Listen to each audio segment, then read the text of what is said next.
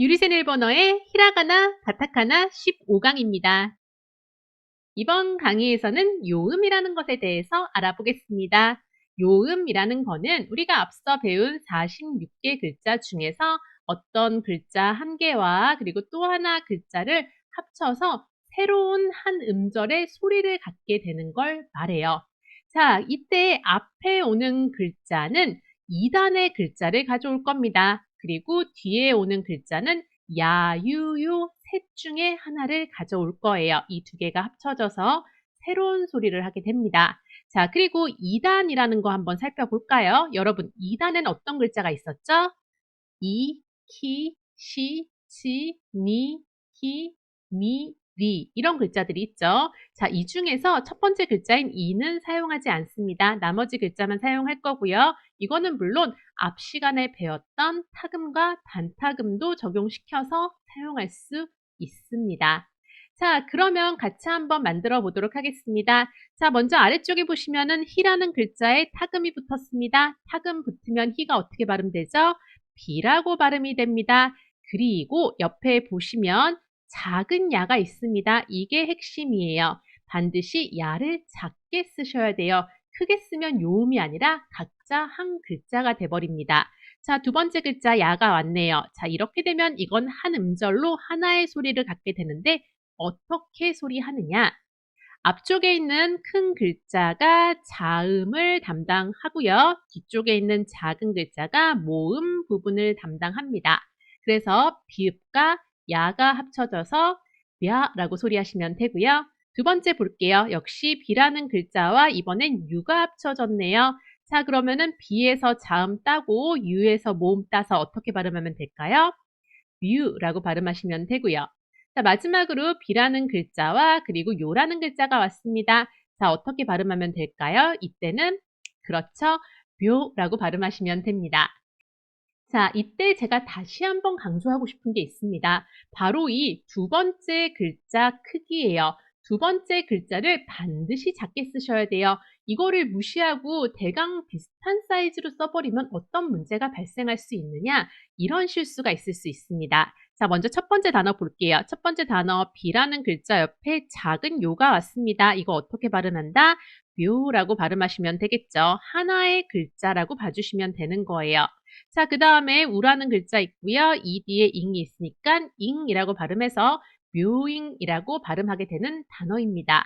이 단어의 뜻은 병원이라는 뜻이에요. 그런데 이때 우리가 작은 요를 그냥 비슷한 사이즈로 써버렸어요.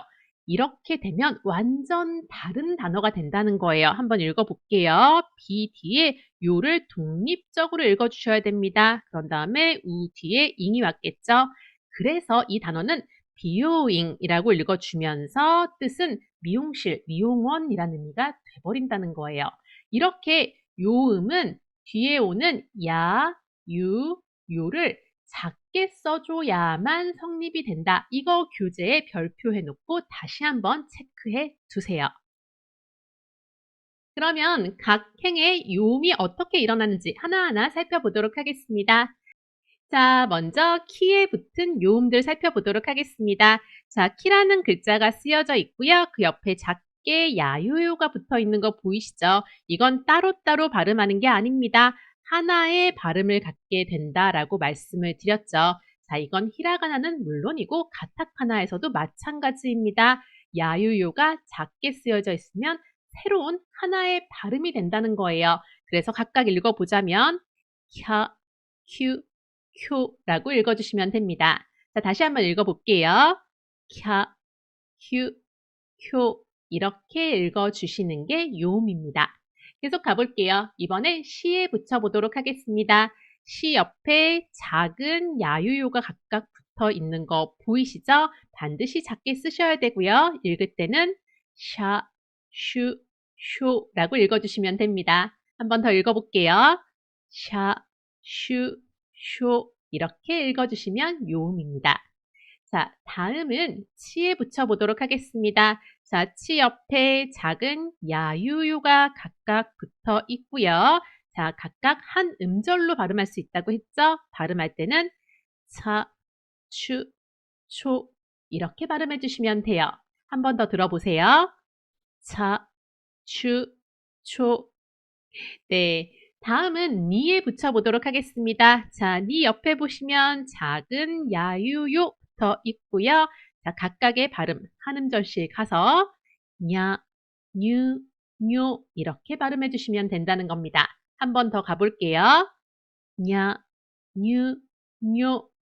좋습니다. 자, 다음은 히에 붙여보도록 하겠습니다. 자, 각각 히라는 글자 옆에 작은 야, 유, 요 붙어 있는 거 보이시죠?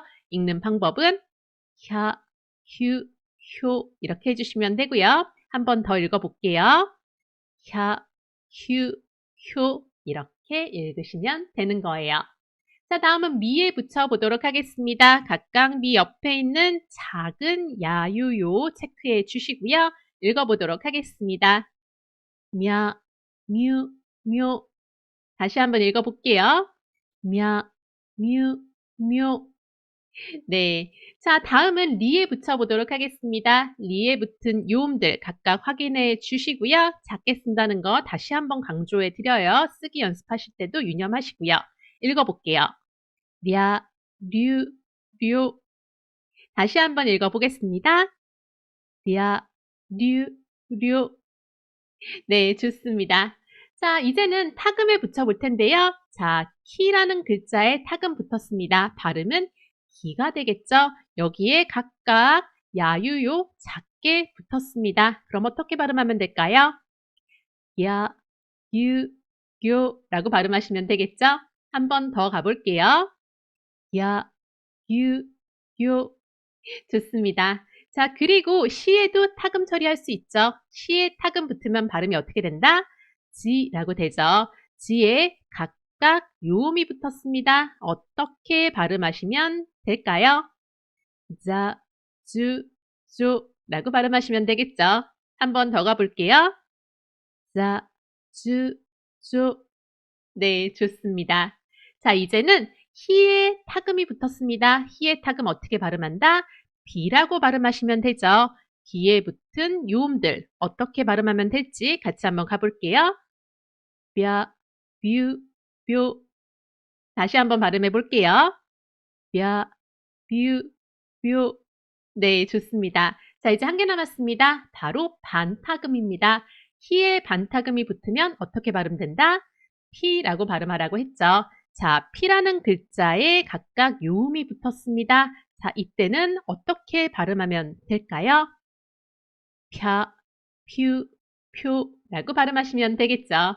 다시 한번 발음해 보겠습니다. 펴, 퓨, 표 이렇게 발음하시면 되는 거예요. 자, 이렇게 해서 이번 강의에서는 일본어의 요음에 대해서 알아봤습니다. 요음은 2단의 글자에 붙는데 이때 반드시 작은 야유요를 붙인다. 작게 쓰지 않으면 다른 글자가 된다고 말씀드렸죠. 반드시 야유요를 작게 붙인다는 거 다시 한번 강조할게요. 교재에 나와 있는 쓰기 연습 반드시 활용하시고요. 예시 단어도 다시 한번 체크해 보도록 하세요. 그럼 다음 강의에서 또 봐요. 대화 맞다.